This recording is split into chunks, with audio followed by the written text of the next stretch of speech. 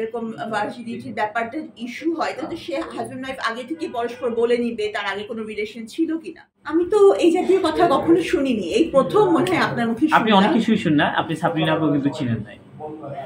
আসলে হচ্ছে যে এরকম এই ধরনের কারণে কারো মানে ডিভোর্স হয়েছে এরকম কথা শুনি নাই। কারণ যদি এরকম ভার্জিনিটির ব্যাপারটা ইস্যু হয় তাহলে সে হাজবেন্ড ওয়াইফ আগে থেকে পরস্পর বলে নিবে তার আগে কোনো রিলেশন ছিল কিনা, এটা ক্লিয়ার করে নেওয়াটাই তো ভালো।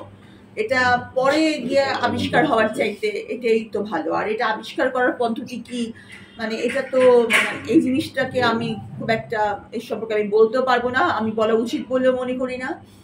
দুজন যখন দুজনকে সত্যিকার অর্থে ভালোবাসে এবং দুজনের পাস্ট এখানে কোনো ম্যাটার করে না, অথবা পাস্টের ব্যাপারে দুজনের সাথে ডিসক্লোজ করেই তো সম্পর্কটা করে, গোপন করে কোনো সম্পর্ক কখনোই টেকে না।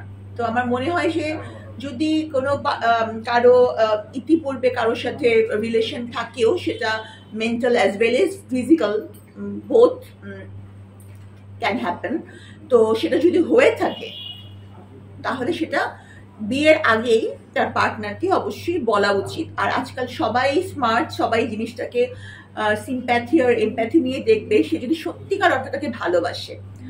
আর কারো যদি এরকম প্রবণতাই থাকে আমি এর সাথে আজকে ঘুরবো, তার সাথে কালকে ঘুরবো, তাহলে তাদের কথা আমি বলতে চাই না বা বলবো না, এটাকে তো আর প্রেম বলে না। এখন এই আসলে এখন একটা মেয়ে, আমি মেয়েদের পক্ষে দিয়েছি, মেয়েদের কেন দোষ দেয়, ছেলেদের কি এটা দোষ হয় না অনেক সময়? মেয়েদের দোষ, মেয়ে হওয়াটাই একটা দোষ। হ্যাঁ, এই জন্য মেয়েদের সবকিছুতেই দোষ। যেমন ডিভোর্সের ক্ষেত্রে মেয়েটারই দোষ।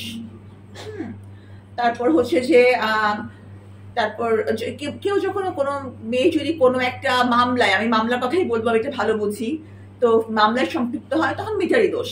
যেমন আমার মামলায় আমি হচ্ছে 1 নম্বর আসামিও না, আমি এজাহারের আসামিও না, আমি কিছু না, কিন্তু তারপরেও সবাই কি চেনে, এটা সাবিনার মামলা। অথচ আমার মৃত স্বামীর নামও অনেকে জানে না, যে আমার মামলায় মানে তার নাম কি, সে 1 নম্বর আসামি, তার নামই জানে না, কারণ মেয়েটারই দোষ। বা যেমন বিয়ের আগে আমার হাজবেন্ডের মাল্টিপল রিলেশন ছিল, সেটা আমারই দোষ। বা বিয়ের আগে উনি রিহ্যাবে ছিলেন, সেটাও আমারই দোষ। হ্যাঁ, তো আসলে হচ্ছে যে মেয়েদের দোষ বার করাটা খুব ভাল লাগে। ছেলেদেরও মেয়েদের দোষ দেখতে ভালো লাগে, আবার মেয়েদেরও মেয়েদের দোষ দেখতে ভালো লাগে।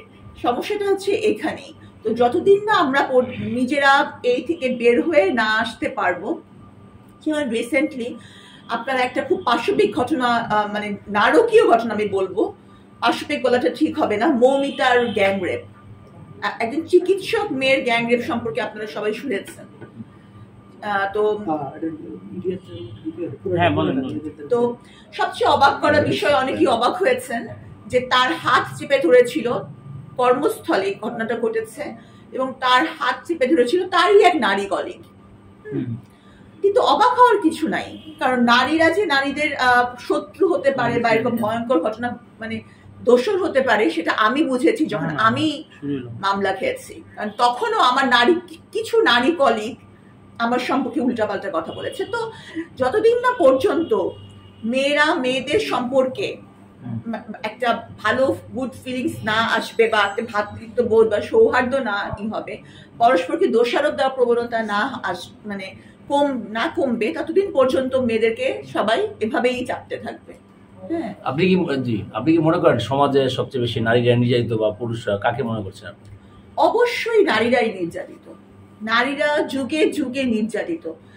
কোনো সময় নারীরা নিজেও নির্যাতন করে, কিন্তু সেটা পুরুষের প্রতিনিধি হিসাবেই, সেটা সে নিজেও বুঝতে পারে না। যেমন ধরেন, একটা শাশুড়ি যখন তার ছেলের বউকে নির্যাতন করে বা যৌতুকের জন্য, তখন কিন্তু সে ছেলের মা হিসাবে নির্যাতন করে।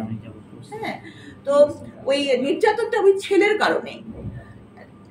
আমি কিন্তু খুব একটা নারীবাদী না, যে আমি নারীবাদী আপনি ভাববেন যে আমি নারীদের পক্ষে বলছি, কিন্তু সত্যিকার অর্থেই নারীরা নির্যাতিত, নারীরা নিষ্পেষিত।